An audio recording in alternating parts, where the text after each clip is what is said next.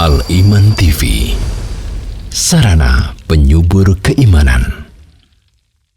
Assalamualaikum warahmatullahi wabarakatuh.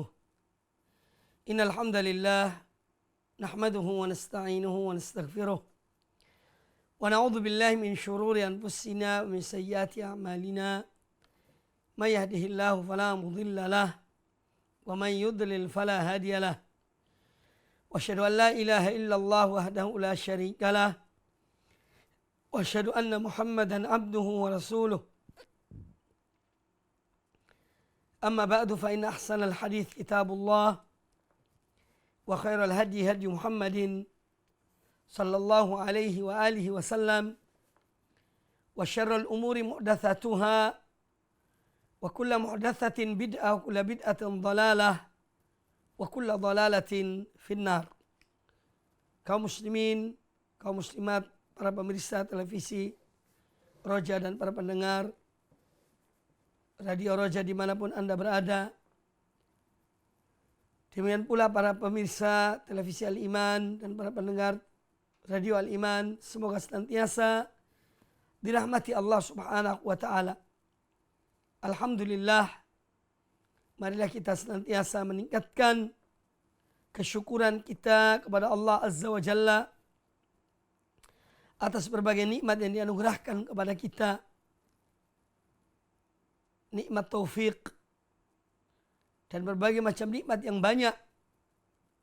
Dan alhamdulillah kita baru saja melewati bulan Ramadan 1441 Hijriah. Dan semoga yang menjadi harapan kita, semoga amal ibadah kita diterima oleh Allah Subhanahu wa Ta'ala. Inilah harapan seorang mukmin. Dan oleh karena itu, hendaklah kita terus istiqamah di dalam menjalankan amal-amal soleh, amal-amal kebaikan yang kita tingkatkan ketika di bulan Ramadan. Hendaklah amal itu atau amalan-amalan tersebut juga kita tingkatkan di bulan-bulan sesudahnya. Inilah yang nama istiqamah. Istiqamah di atas ibadah, di atas ketaatan kepada Allah Subhanahu wa Ta'ala. Makanya ada sebagian ulama mengatakan, kun rabbaniyan wala takun ramadhaniyan. Jadilah Anda seorang yang senantiasa beribadah kepada Allah, yakni sepanjang tahun. Dan jangan menjadi orang yang hanya beribadah kepada Allah di bulan Ramadan. Baik kaum muslimin, kaum muslimat rahimani wa rahimakumullah. Pada kesempatan yang baik ini kita akan melanjutkan kajian hadis-hadis Nabi sallallahu alaihi wasallam yang merupakan salah satu pedoman hidup kita sebagai seorang muslim. Maka hadis Nabi alaihissalam adalah salah satu dari pegangan kita Al-Quran dan sunnah Nabi sallallahu alaihi wasallam. Pembahasan kita yang terakhir sampai pada atau pembukaan bab yang ke-95, bab istihbabi at-tabshir wa tahni'ah bil khair. Bab tentang dianjurkannya memberikan berita gembira dan memberikan ucapan selamat atas suatu kebaikan yang diperoleh oleh seseorang. Dan kita mengetahuinya, maka kita ucapkan berita gembira, ucapkan selamat kepada orang tersebut. Dalil-dalil dari Al-Quranul Karim telah disampaikan pada pertemuan yang sebelum ini. Terakhir adalah ayat yang dibawakan oleh An-Nawawi rahimahullah ta'ala dari surat Ali Imran ayat 45. Allah Azza wa Jalla berfirman, idh qalatil malaikatu ya Maryamu innallaha yubashshiruki bikalimatin minhu ismuhul Masih. Ingatlah tatkala para malaikat berkata kepada Maryam, ya Maryam, wahai Maryam, sesungguhnya Allah memberikan berita gembira kepada engkau dengan kalimatnya, ya, dari kalimat tersebut yaitu akan lahir seorang anak, yaitu Isa bin Maryam, yang namanya ismuhu al-Masih ibnu Maryam. Nah, ini Allah memberikan berita gembira. Dan sebelumnya kita telah jelaskan bagaimana para malaikat juga memberikan berita gembira kepada Ibrahim dan istrinya, atau istri Nabi Ibrahim, Sarah, tentang akan lahirnya seorang anak, ya, yaitu Ishak, yang kemudian setelah Ishak akan mempunyai anak yang namanya Yakub. Maka memberikan berita gembira ini adalah salah satu amalan yang mulia, ya, dan Islam selalu memberikan berita gembira, terutama kepada kaum mukminin, kepada kaum muslimin. Inilah yang harus kita amalkan. Ada takhwif dalam Quran dan Sunnah, yakni menakut-nakuti. Tetapi bagi seorang mukmin hendaklah dia selalu diberikan berita gembira.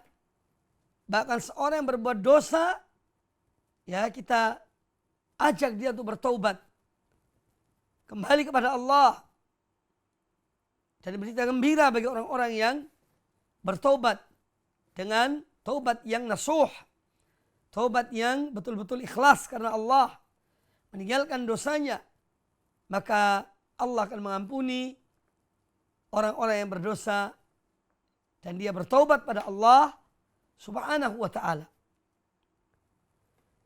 Adapun hadis-hadis Nabi sallallahu alaihi wasallam yang dibawakan oleh Al-Imam An-Nawawi rahimahullah ta'ala dalam bab ini, yang pertama kata beliau, qala An-Nawawi rahimahullah an Abi Ibrahim, dari Abu Ibrahim, wa yuqal Abu Muhammad, wa yuqal Abu Muawiyah. Sebagian ulama ada yang menyebutnya dengan Abu Muhammad, ada juga mengatakan Abu Muawiyah, yaitu Abdullah bin Abi Aufa radhiyallahu anhu. Jadi dari Abu Ibrahim juga beliau dikatakan Abu Muhammad, juga beliau dikatakan Abu Muawiyah. Nama beliau adalah Abdullah bin Abi Aufa radhiyallahu anhu. Beliau mengatakan anna Rasulullah sallallahu alaihi wasallam basyara Khadijah radhiyallahu anha bi baitin fil jannati min qasabin la sakhaba fihi wala nasaba. Hadis muttafaqun alaih, dikeluarkan oleh Imam Bukhari dan Imam Muslim di dalam Sahih Bukhari dan Sahih Muslim. Nah, hadis ini menjelaskan kepada kita bahwa Rasulullah sallallahu alaihi wasallam memberikan berita gembira, menyampaikan berita, dan tentu berita ini adalah dari Allah Subhanahu wa ta'ala. Allah memberitahukan kepada Nabi SAW agar beliau menyampaikan kepada Ummul Mukminin Khadijah binti Khuwailid radhiyallahu anha. Apakah berita gembira tersebut?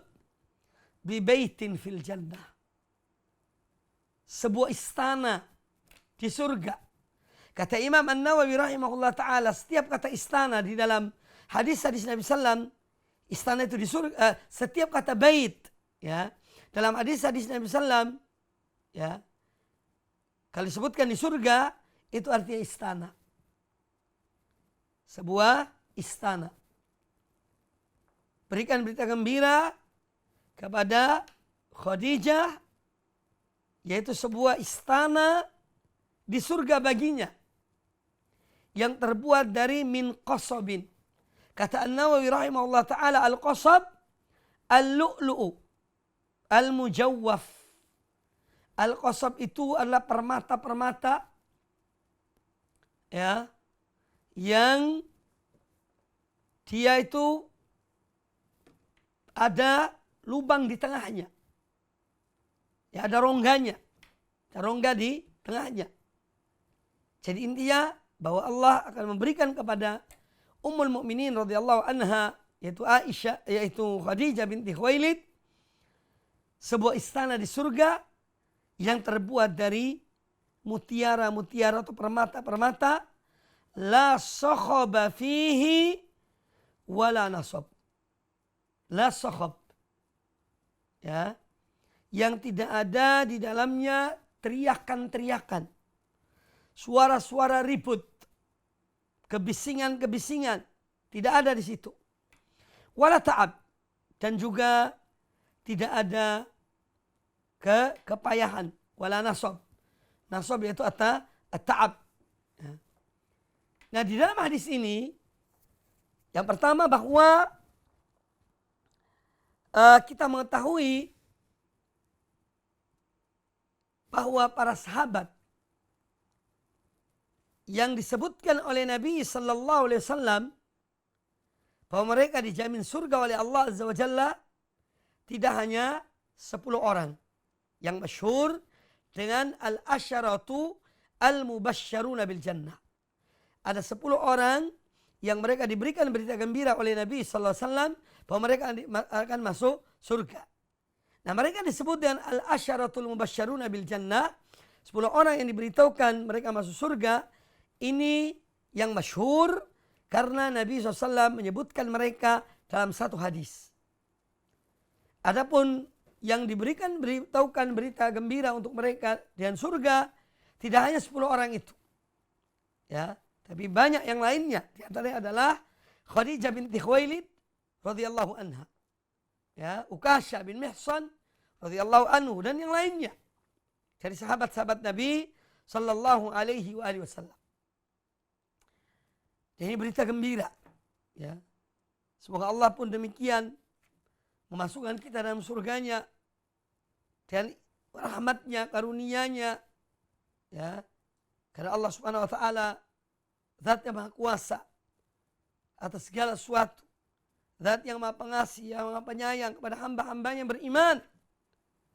Ya, kepada Allah dan kepada Rasulnya sallallahu alaihi wasallam. Ya, jadi berita dari Abu Aufa atau hadis Abdullah bin Abi Aufa radhiyallahu anhu bahwa Nabi SAW memberikan berita gembira kepada Ummul Mukminin Khadijah binti Khuwailid radhiyallahu anha, yaitu surga, yaitu istana di surga. Istana di surga. Sama-sama namanya istana. Di dunia juga ada istana. Tapi jangan dibayangkan istana yang ada di dunia sama dengan istana yang ada di surga. Hasya wa kalla. Tidak mungkin sama. Ya. Kita tidak bisa membayangkan tentang kenikmatan-kenikmatan yang Allah siapkan untuk kaum mukminin di surga kelak. Dan tentu hadis ini menjelaskan kepada kita tentang keutamaan Ummul Mukminin Khadijah binti Khuwailid radhiyallahu anha. Dan tentu kita tidak meragukan tentang keimanan beliau radhiyallahu anha. Perjuangan beliau bersama Rasulullah SAW. Ketika Rasulullah SAW diangkat menjadi Rasul oleh Allah Azza wa Jalla.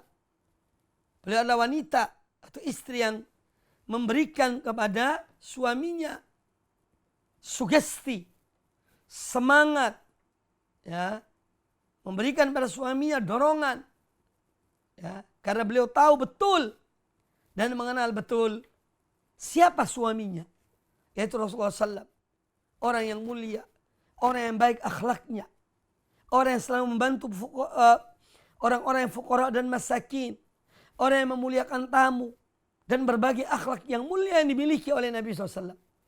Maka ketika Nabi SAW kembali dari gua Hira untuk menyampaikan kepada Khadijah binti Khuwailid radhiyallahu anha, kepada istrinya yang beliau cintai, kedatangan seseorang yang menyampaikan kepada beliau wahyu, yaitu Jibril alaihissalam.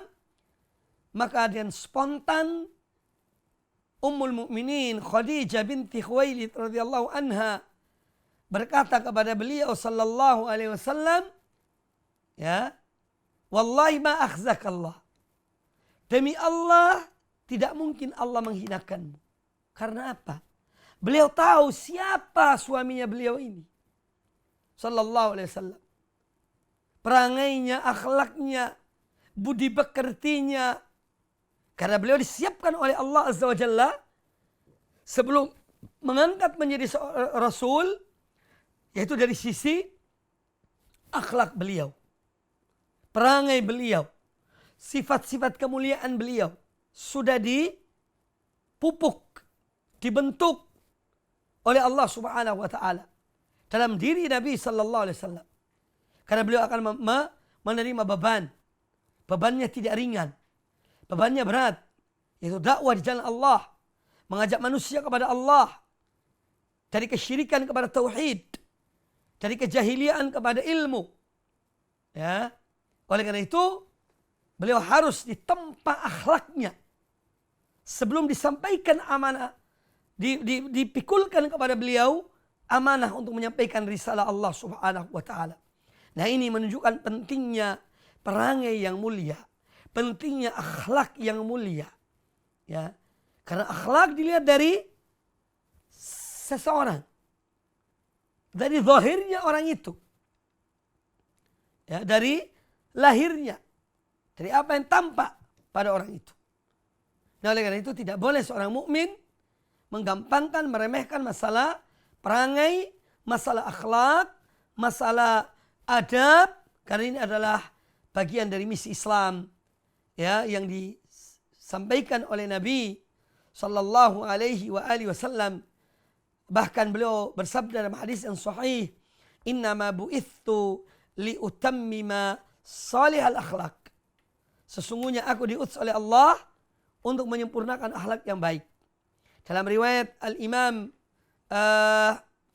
Al-Baihaqi, kata Nabi alaihi wasallam, "Innama bu'ithu liutammima makarimal akhlak." Sesungguhnya aku diutus oleh Allah untuk menyempurnakan akhlak-akhlak yang mulia. Jadi Khadijah radhiyallahu anha ummul mukminin, beliau adalah orang yang minas sabiqin al-awwalin, dari orang-orang yang terdahulu yang pertama-tama memeluk Islam, yang pertama-tama beriman kepada Nabi sallallahu alaihi wasallam ketika turunnya wahyu kepada beliau. Makanya beliau mempunyai kedudukan yang mulia di sisi Allah Subhanahu wa taala. Beliau berjuang bersama Nabi alaihi wasallam. Perjuangan akan agama Allah, memperjuangkan agama Allah di kota Mekah bersama suaminya dengan apa yang beliau miliki, harta bendanya, kedudukannya, status sosial beliau di tengah masyarakat, dan berbagai hal yang beliau miliki, beliau korbankan untuk membela, untuk mendukung, untuk memperjuangkan agama Allah Subhanahu wa taala. Radhiyallahu taala anha. Semoga Allah ridha kepada beliau, Ummul Mukminin radhiyallahu anha, itu Khadijah binti Khuwailid radhiyallahu anha. Jadi beliau mempunyai kedudukan yang tinggi di sisi Allah Subhanahu wa taala. Kemudian yang juga diambil dari hadis ini bahwa Khadijah binti Khuwailid radhiyallahu anha, seorang istri yang sangat dicintai oleh Nabi sallallahu alaihi wasallam. Beliau sering menyebut tentang Khadijah radhiyallahu anha. Setelah Khadijah meninggal, setelah beliau hijrah ke Madinah, beliau menyebut tentang kebaikan-kebaikan Khadijah. Sampai-sampai menimbulkan kecemburuan Ummul Mukminin Aisyah radhiyallahu anha. Dan itu hal yang wajar. Hal yang wajar. Yang menunjukkan bahwa mereka semuanya ummahatul mukminin menginginkan kebaikan, kemuliaan di sisi Allah Subhanahu wa taala. Para pemirsa rahimani wa rahimakumullah. Kemudian hadis ini juga menjelaskan kepada kita tentang kesetiaan. Kehidupan seorang suami dan istri. Bagaimana Rasulullah SAW begitu mencintai istrinya Ummul Mukminin Khadijah binti Khuwailid. Beliau tetap mencintai Khadijah meskipun Khadijah telah meninggalkan beliau duluan. Ini menunjukkan kesetiaan dan kebaikan. Hayyan wa mayyitan.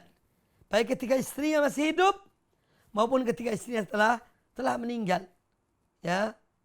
Ini pola hidup yang dicontohkan oleh Nabi SAW. Beliau mencintai istri-istri beliau. Demikian pula istri-istri beliau mencintai beliau sallallahu alaihi wasallam. Dan mereka adalah orang-orang yang mulia, ummahatul mukminin. Kemudian juga hadis ini menjelaskan kepada kita tentang anjuran untuk memberikan berita gembira. Memberikan berita gembira. Dan ini salah satu perangai. Masih ada lagi kisah-kisah yang lainnya sebetulnya tentang berita gembira. Yang diberikan oleh para sahabat kepada sahabat-sahabat yang lainnya. Juga ini menunjukkan perangai dan adab-adab atau akhlak yang mulia ketika seorang mendapatkan seseorang atau mendapatkan satu nikmat dari Allah Azza wa Jalla, maka kita ikut mendoakannya, ikut mengucapkan selamat baginya, ikut untuk memberikan berita gembira kepadanya. Al-Imam Ibnu Qayyim rahimahullah ta'ala menyebutkan masalah ini dengan terurai dengan indahnya dan bagusnya. Di antara disebutkan dalam kitabnya Zadul Ma'ad tentang perangai, yaitu memberikan tahniah, ucapan selamat, memberikan berita gembira, yang ini merupakan perangai orang-orang yang soleh, perangai orang-orang yang mulia di sisi Allah Subhanahu wa ta'ala. Kemudian Allah Ta'ala memberikan berita gembira kepada hamba-hambanya yang dikehendakinya. Allah memberikan berita gembira kepada siapa Allah kehendaki dari hamba-hambanya akan surga Allah. Sebagaimana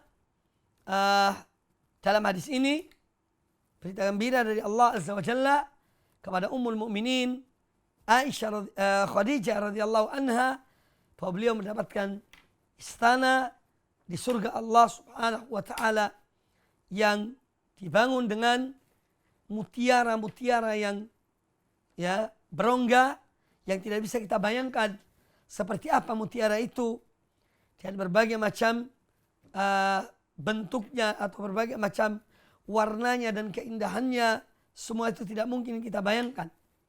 Karena Allah menjanjikan bagi orang-orang beriman untuk di surga mala ainun ra'at, sesuatu yang tidak pernah dilihat oleh mata, wala udhunun sami'at, sesuatu yang tidak pernah didengar oleh telinga, wala khatara bi bali basyarin, dan tidak pernah terlintas dalam benak atau dalam hati seorang manusia.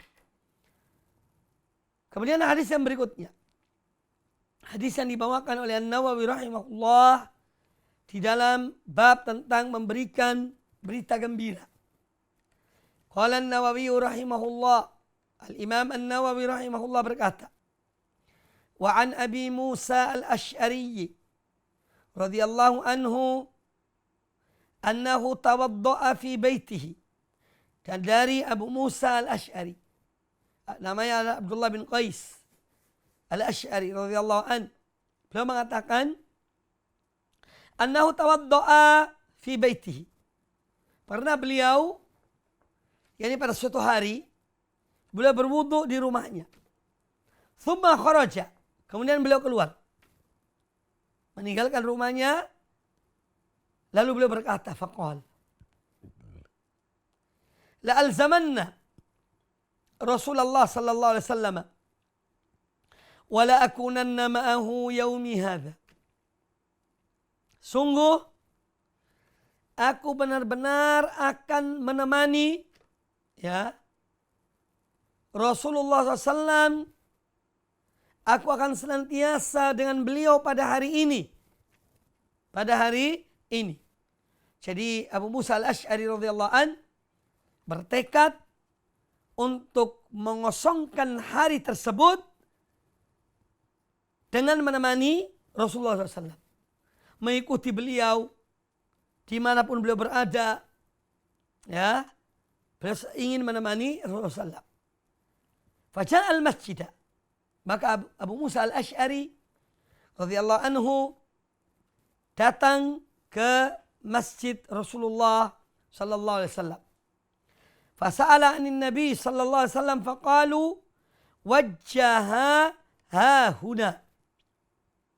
Maka beliau pun bertanya kepada mereka, entah kepada istri-istri Nabi SAW atau kepada sebagian sahabat yang ada di situ. Intinya bahwa Abu Musa al-Asy'ari ya bertanya kepada mereka, di mana Nabi SAW? Ya. Maka mereka menyebutkan faqalu wajjaha hahuna. Beliau sedang menuju ke arah yang mereka tunjukkan arah perginya Nabi alaihissalam. Kata Abu Musa al-Asy'ari radhiyallahu anhu, faqarajtu ala atharihi as'alu anhu. Maka aku pun keluar mengikuti jejak beliau sallallahu alaihi wasallam. Jadi Abu Musa al-Asy'ari mengikuti jejak Nabi sallallahu alaihi wasallam. Beliau ingin mencari beliau. Hatta dakhala bi'ra Aris. Sampai beliau masuk ke sebuah ke dalam satu tempat yang di sana ada bi'ir Aris, ada sumur, namanya sumur Aris. Fajalastu indal babi hatta qada Rasulullah sallallahu alaihi wasallam hajatahu wa tawaddaa. Kemudian Abu Musa al-Asy'ari karena melihat Nabi SAW sedang berada di satu tempat, ya beliau hanya menunggu di depan tempat tersebut. Ya, bi'ir Aris, sumur Aris. Sampai Rasulullah SAW menyelesaikan hajatnya, lalu beliau berwudu, fakumtu ilaihi. Maka aku pun bangkit, kata Abu Musa al-Asy'ari, aku bangun menuju kepada beliau, kepada Nabi sallallahu alaihi wasallam. Fa idza huwa qad jalasa ala bi'ri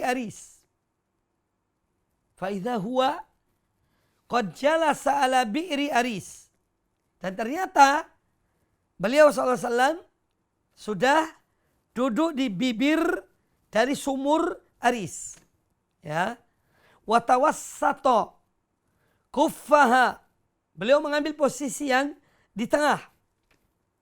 Ya, di posisi yang di tengah, dalam duduknya di bibir dari sumur tersebut.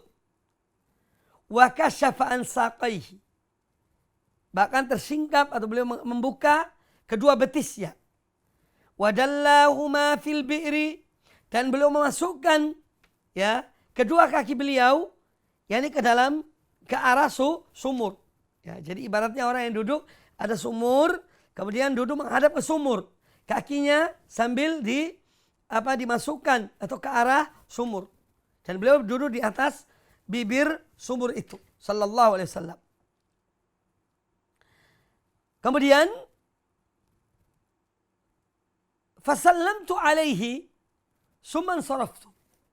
Kata Abu Musa al-Asy'ari radhiyallahu anhu, maka aku pun mengucapkan salam kepada beliau. Assalamualaikum ya Rasulullah. Thumman saraftu.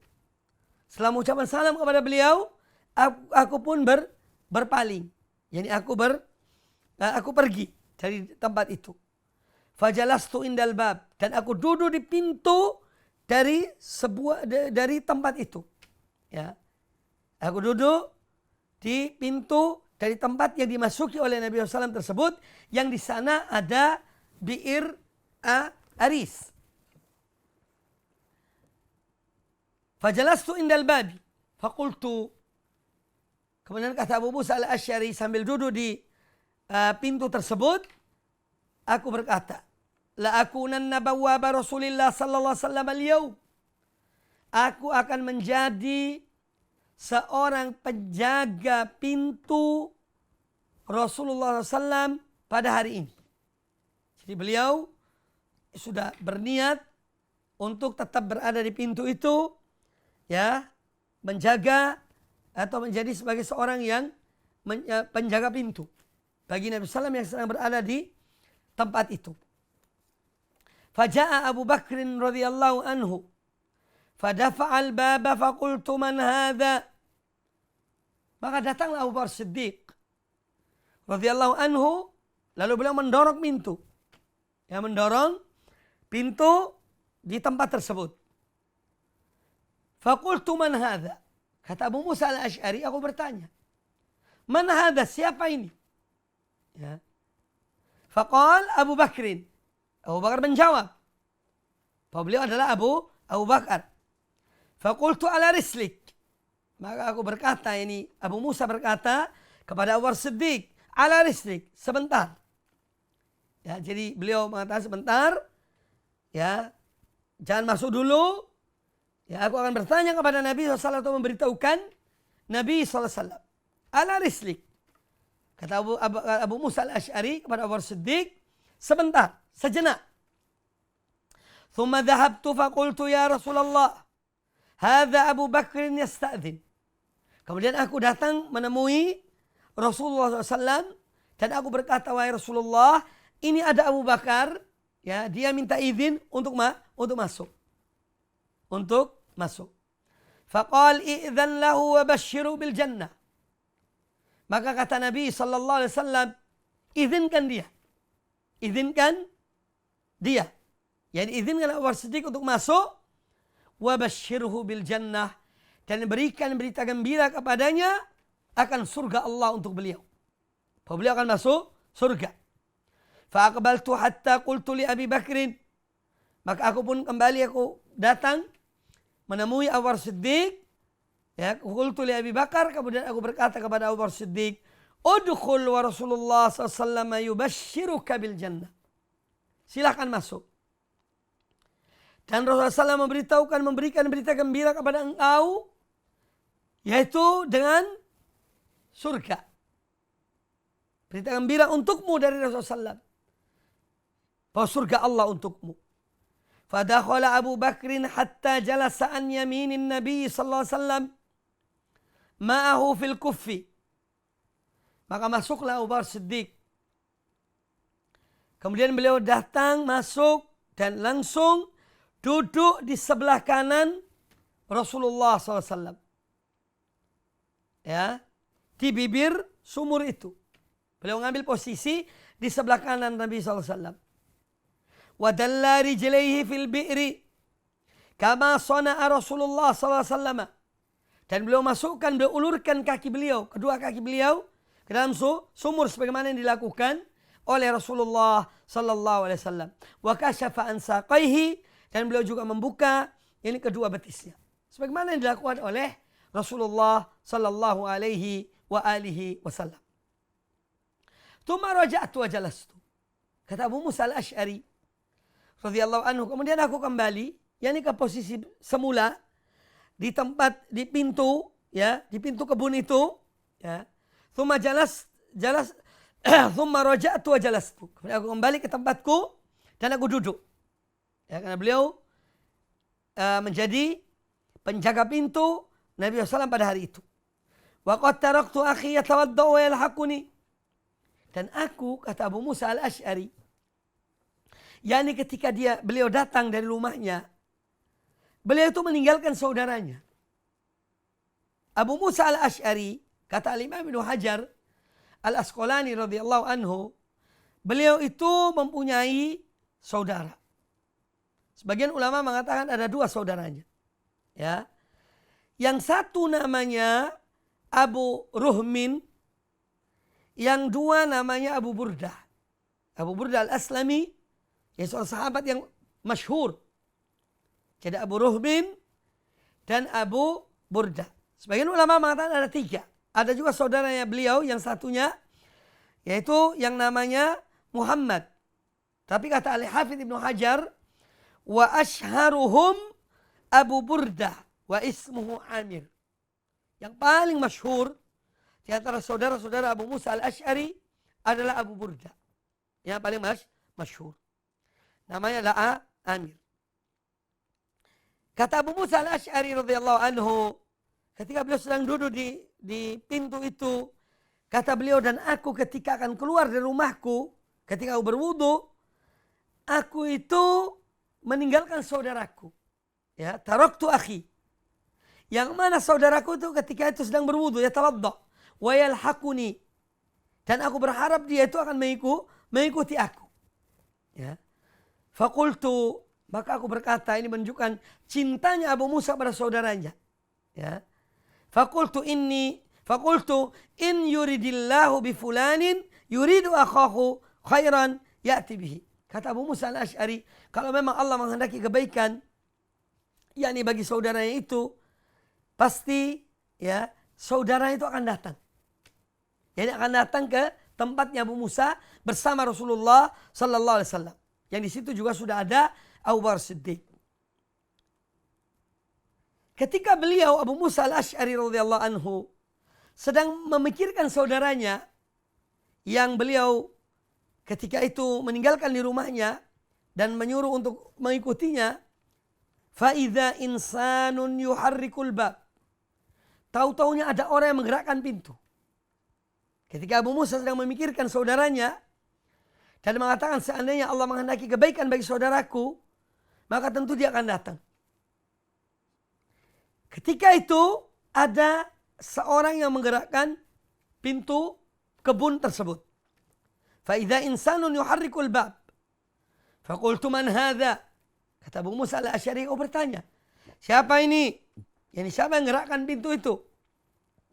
Faqal Umar ibn Khattab. Maka dijawab oleh Umar bin Khattab bahwa aku adalah Umar bin Khattab. Ketika ditanya oleh Abu Musa al-Asy'ari.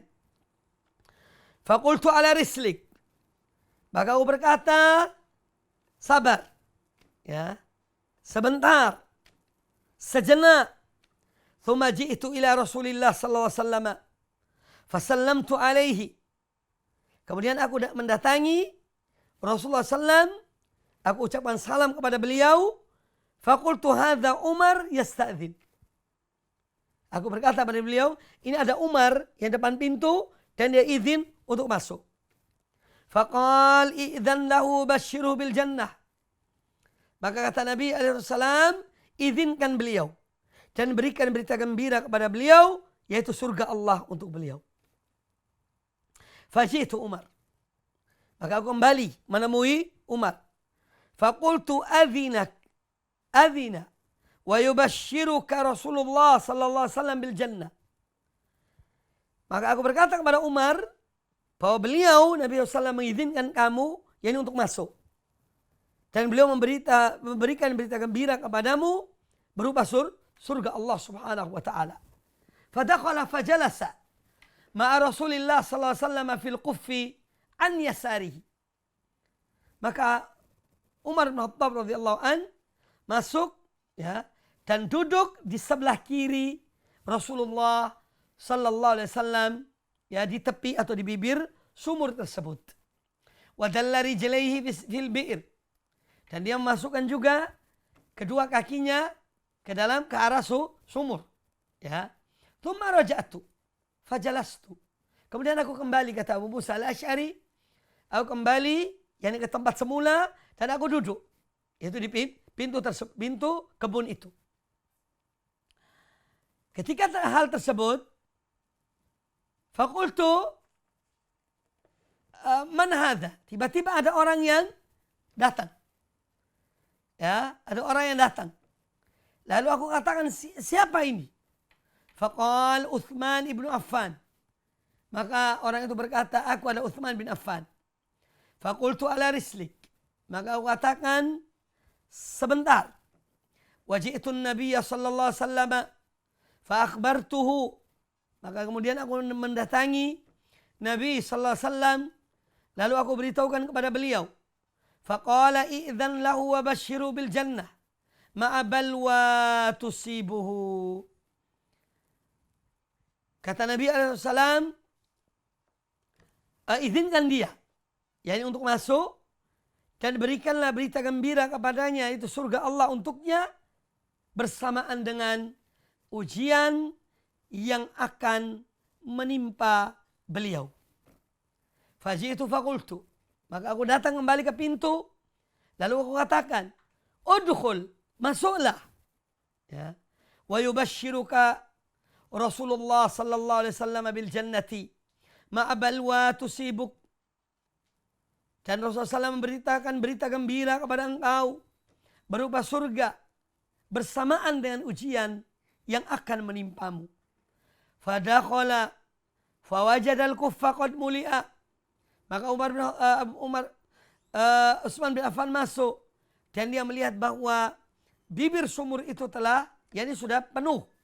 Fajalasa wijahahum, maka datanglah beliau Utsman bin Affan dan beliau duduk di depan mereka. Ya. Duduk di depan mereka.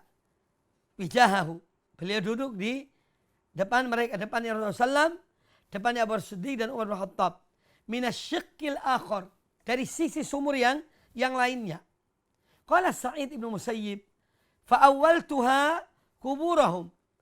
Kata Sa'id bin Musayyib, Ibnu Musayyib, salah satu periwayat hadis ini, kata beliau, maka aku mentakwilkan ya tentang kejadian itu, bahwa ini adalah menunjukkan kuburan mereka. Jadi kuburan Nabi SAW dan dua sahabatnya itu berdekatan. Rasulullah SAW, Abu Bakar Siddiq, kemudian Umar bin Khattab. Sedangkan kuburan Utsman bin Affan di sisi yang lain, yaitu di Baqi. Ini takwil dari Sa'id bin Musayyib tentang kejadian dan peristiwa ini. Wa zada fi riwayatin wa amarani Rasulullah sallallahu bihifdzil bab. Dan satu riwayat kata Abu Musa al-Asy'ari radhiyallahu anhu bahwa Nabi SAW, Rasulullah SAW memerintahkan beliau untuk menjaga pintu. Jadi beliau ketika duduk di pintu kebun itu, beliau memang ditugaskan oleh Nabi SAW untuk menjaga pintu tersebut. Wa fiha anna Utsman hina basyarahu basyarahu hamidallah ta'ala. Ya. Thumma qala Allahul musta'an. Dan dalam riwayat yang lain, ketika Abu Musa al-Asy'ari radhiyallahu anhu ya memberikan berita gembira kepada Utsman bin Affan radhiyallahu taala anhu bahwa beliau akan mendapatkan surga bersamaan dengan ujian yang akan menimpa diri beliau, hamidallahu taala, hamidallah taala. Beliau memuji Allah. Jadi Utsman bin Affan mengatakan alhamdulillah. Beliau memuji Allah taala. Thumma qala Allahul musta'an. Kemudian beliau mengatakan, ya, hanya kepada Allah tempat memohon pertolongan. Ini ketika beliau diberitahukan bahwa ada ujian yang akan menimpa diri beliau. Dan betul ternyata di akhir masa khilafah beliau dibunuh oleh sekelompok orang-orang Khawarij yang benih-benih Khawarij yang ada pada saat itu, yang tidak ridho dengan kebijakan-kebijakan Sayyidina Utsman radhiyallahu taala anhu. Baik. Kaum muslimin dan kaum muslimat rahimani wa rahimakumullah. Hadis ini ya dimasukkan oleh Imam An-Nawawi rahimahullah taala ke dalam bab ini karena di sini banyak mengisahkan tentang bisyarah, tentang berita gembira yang disampaikan oleh Nabi sallallahu alaihi wasallam kepada sahabat-sahabat beliau, Abu Bakar Siddiq, Umar bin Khattab dan Utsman bin Affan radhiyallahu anhum ajma'in. Ya, berita gembira itu berupa surga Allah untuk mereka. Ya. Makanya An-Nawawi masukkan hadis ini di dalam bab ini. Ini yang pertama. Kemudian yang kedua,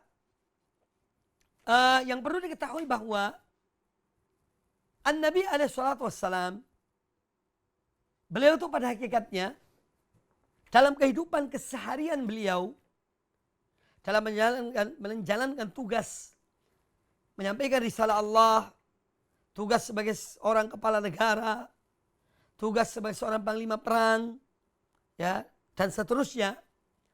Beliau itu tidak pernah mengambil seorang bawab, penjaga pintu.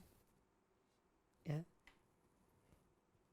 Jadi tidak ada orang menjaga pintu rumah beliau. Ya. Nah, ini kejadian ini hanya, ya, ini kejadian bersama Abu Musa al-Asy'ari. Ya, dan ini bukan di rumah beliau. Ini bukan di rumah beliau. Di satu kebun yang di sana ada sumur aris. Kemudian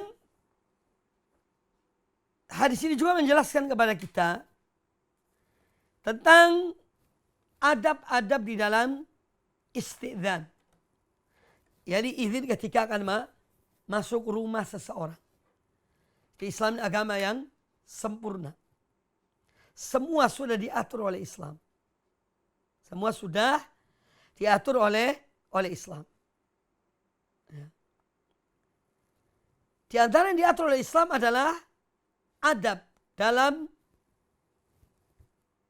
meminta izin ketika akan masuk di sebuah rumah misalnya, atau di sebuah tempat yang memang di situ, ya, dijaga. Ya. Tidak sembarang orang suruh izin untuk masuk. Bagaimana pada kejadian yang terjadi bersama Abu Musa al-Asy'ari bersama Nabi SAW.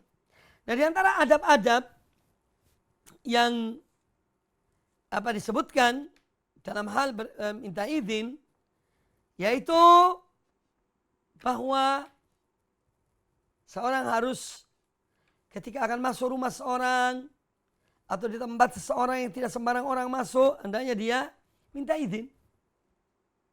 Ya. Minta izin untuk masuk isti'dzan. Dan hikmah dari isti'dzan itu, ketika kita akan masuk rumah seorang, kita dianjurkan, kita diperintahkan untuk apa? Untuk mengucapkan salam, mengetuk pintu, minta izin boleh masuk atau tidak. Ini dalam rangka apa? Dalam rangka menjaga aurat orang-orang yang ada dalam rumah. Karena di dalam rumah itu mungkin ada wanita-wanita yang bukan mahram bagi orang yang datang. Mereka dalam keadaan terbuka aurat mereka. Entah mungkin rambutnya atau tangannya, ya, dan yang lainnya. Maka dari itu dianjurkan, disyariatkan kita untuk minta izin. Ya. Sebagaimana dalam hadis yang sahih, innama syuri'al isti'dzan min ajlil basar. Ya, meminta izin itu disyariatkan dalam rangka apa? Menjaga pandangan. Karena pandangan berbahaya. Jangan digampangkan masalah pandangan. Semua fitnah yang terjadi di dunia ini, dari hal-hal yang berkaitan dengan syahwat, yang berkaitan dengan perceraian, yang berkaitan dengan perzinaan, yang berkaitan dengan berantakannya rumah tangga seseorang, ya, salah satu sebab utama adalah ini, mata. Pandangan mata. Dan seorang jangan merasa dirinya, dia terlindung dari syaitan. Dia tidak mungkin digoda oleh syaitan. Jangan. Kita ini manusia biasa. Kita ini manusia yang lemah. Ya. Dan syaitan selalu merongrong seseorang. Untuk apa? Untuk berbuat maksiat. Kalau syaitan tidak bisa menjerumuskan seorang ke dalam perbuatan syirik, ke dalam perbuatan bid'ah, ya, maka dia disuruh untuk berbuat dosa. Dosa-dosa besar. Berbuat maksiat pada Allah Ta'ala. Ya. Maka jangan seorang merasa diri, Masya Allah, aku ini dibentengi oleh Allah Ta'ala, tidak mungkin digoda oleh syaitan. Ya, jangan. Ya. Hendaknya seorang, dan setiap orang tahu tentang dirinya. Ya. Dan syaitan mempelajari diri seseorang. Mana kelemahannya? Ada orang kelemahannya di duit. Nah, dari pintu itu dimasuki oleh syaitan. Ada orang yang kelemahannya di pandangan matanya. Maka dari pintu itu dimasuki oleh syaitan. Ada orang yang kelemahannya di syahwatnya. Maka dari pintu itu syaitan akan masuk. Maka dari itu seorang harus dia itu introspeksi dirinya. Selalu berlindung pada Allah Ta'ala. Ya. Jangan merasa diri Masya Allah tidak bakal digoda oleh manusia. Tidak. Ya. Kita ini makanya Allah menyuruh kita untuk apa? Selalu berlindung pada Allah. Dari godaan syaitan. Ya. Dari godaan syaitan. Maka dari itu istidzan. Ya. Izin itu dianjurkan kita izin.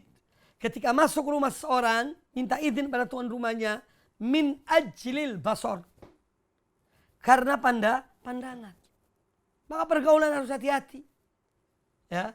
Dan semua pergaulan kita harus waspada, harus hati-hati. Jangan kita gampangkan masalah pandangan mata ini. Ya. Ini salah satu malapetaka ya gara-gara mata yang tidak terkendali. Ya.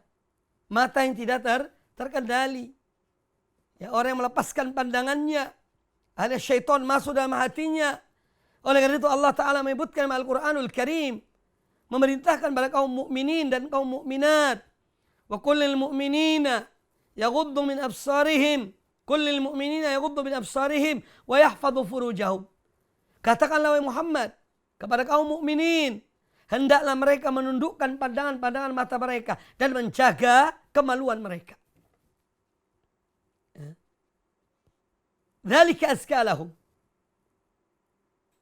Yang demikian lebih baik bagi mereka. Wathar. Dan lebih suci bagi mereka. Menjaga pandangan. Kemudian Allah menyebutkan pada kaum mukminat. Wa kullil mu'minat. Yaghdudna min absarihinna. Wa yahfadna furujahunna. Dan katakanlah kepada kaum mukminat. Hendak mereka menundukkan pandangan-pandangan mata mereka. Dan menjaga kemaluan-kemaluan mereka. Ya, jangan gampangkan masalah mata. Jangan mensucikan diri kita. La tuzakku anfusakum. Kata Allah Ta'ala, jangan kamu mensucikan diri kalian. Oh, terbebas dari virus maksiat. Terbebas dari virus mata yang maling. Ya, jangan. Ya, hendaknya seorang menjaga dirinya. Selalu ta'awud iltija ilallah. Selalu mohon perlindungan pada Allah. Dari godaan syaitan. Ya. Dari hawa nafsu syahwatnya. Ya. Yang menyimpang dari jalan yang benar. Ini yang harus kita upayakan. Siang dan malam. Ya. Kaum muslimin. Dan kaum muslimat para pemirsa rahimani wa rahimakumullah. Jadi kita dianjurkan untuk istidzan. Sebelum masuk ke dalam rumah seseorang. Kemudian dalam minta izin. Itu adalah adab yang baik. Pertama misalnya kita mengetuk pintu. Tok, tok, tok, assalamualaikum. Jadi tidak sekedar mengetuk tapi ucapkan salam. Kemudian kita berhenti sejenak. Kalau ada orang yang datang alhamdulillah. Yang buka pintu. Tapi kalau tidak, kita ketuk lagi. Yang kedua, tapi ada jaraknya. Yang kedua dengan yang pertama. Tok, tok, tok. Assalamualaikum. Berhenti sejenak. Kalau ada yang keluar, alhamdulillah. Kalau tidak, maka ketuk yang ketiga kali, ucapkan salam. Ini adab. Kalau sampai 3 kali, kita mengetuk pintu rumah itu, kemudian kita mengucapkan salam, ternyata tidak ada yang membuka, pulanglah. Pulang. Ya. Ini yang pertama.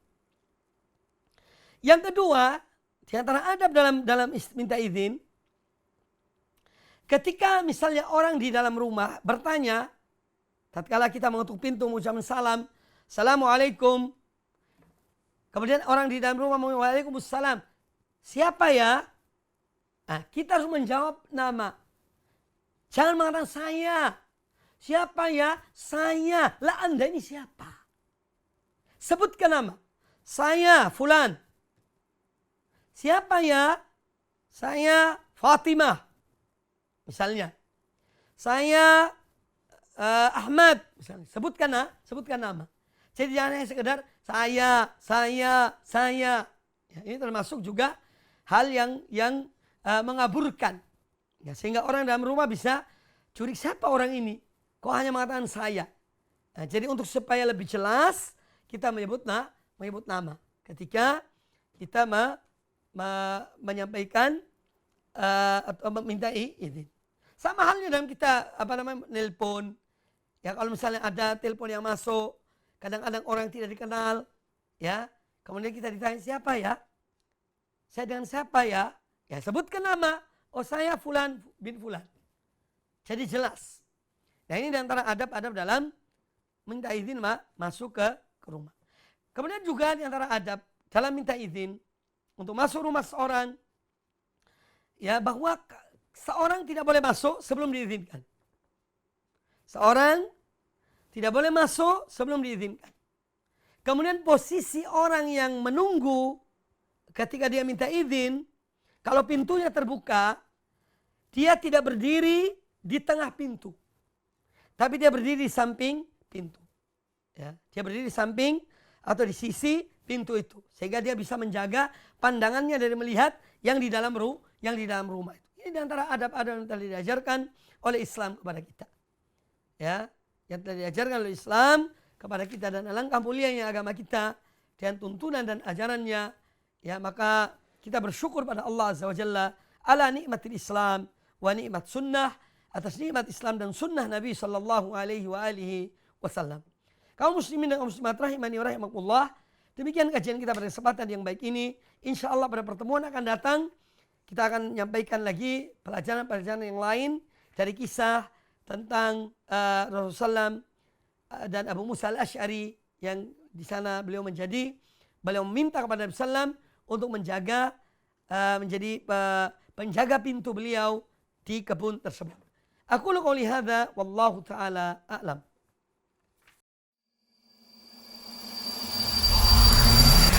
Al Iman TV, sarana penyubur keimanan.